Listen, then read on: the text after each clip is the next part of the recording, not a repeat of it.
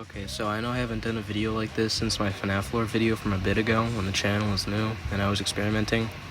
But a few months ago, me and my friend, King Noob, made somewhat of an interesting discovery. He sent me a video of a recent Halloween special from the official Chuck E. Cheese channel that I had an interesting Easter egg.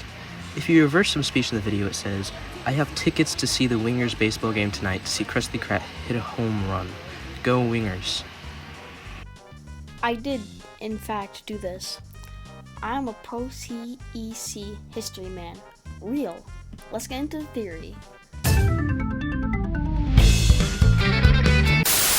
The theory goes as follows. With MatPat's theory on Chuck E. Cheese and his quote-unquote origin story, the idea is that Krusty was either forced out of the band or killed.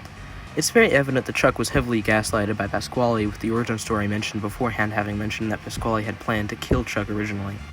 But Chuck, in fear, began to sing, leading to Pasquale letting him on to be a performer, leading to Munch's make-believe band being formed, yada yada yada. Another point of him being killed or kicked out is the fact that in the origin he isn't even being mentioned as part of the band, but Krusty was Chuck's right-hand man.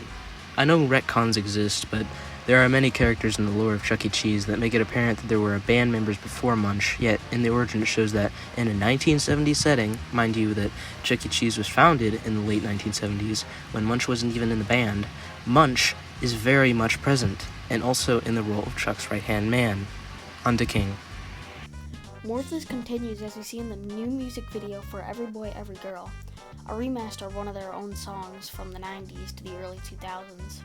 We see old animatronics, like the King, an old animatronic that represented Elvis Presley, and another being the return of Harmony Howlett, an old animatronic last seen in the Pizza Time Theater. We also see on the far right Dolly Dimples.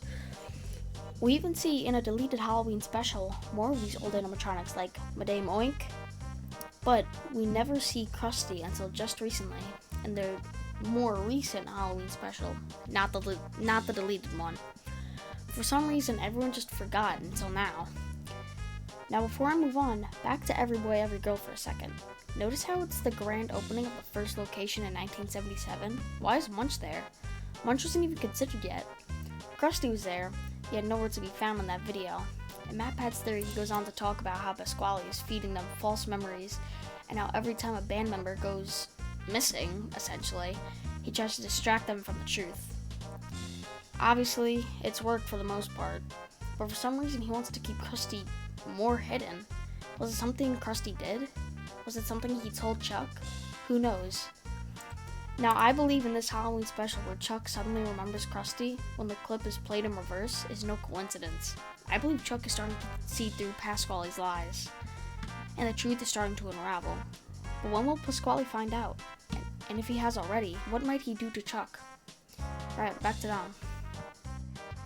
I think what happened is that Krusty was the first to see through Pasquale's lies. You can figure out what happened from there. While I doubt Krusty died or was killed, it's apparent that he's still in Chuck's mind. Again, to reference the Halloween video, Chuck mentioned Krusty's baseball game.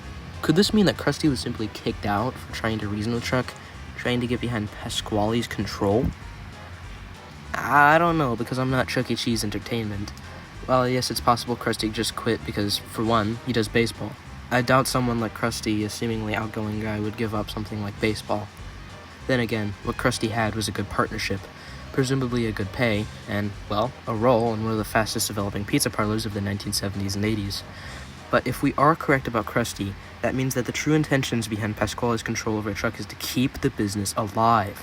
Not to continuously rip off MatPat here, but Pasquale, or the business behind Pasquale back when the pandemic was at its peak, began somewhat of a side business, using ghost kitchens to make delivery service of sorts to keep Chuck E. Cheese alive. But again, if we're correct, it could also just be slowly kicking Chuck out of the business. I mean, it even coincides with the 2.0 show stages taking over the old Chuck E. Cheese's show stage with the animatronics.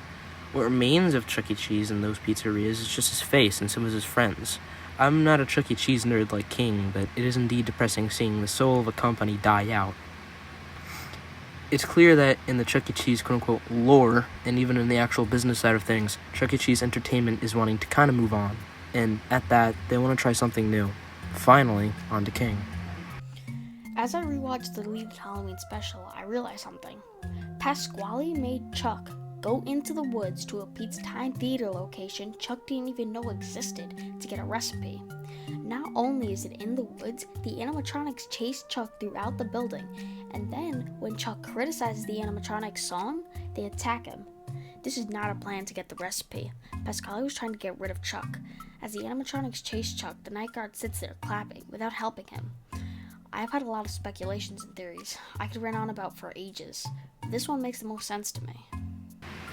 Well, with that concludes a little theory me and him had for a bit now. It has a few small, and I mean small holes, but that's about it. It might not be perfect, but who really cares? Thank you, and sayonara.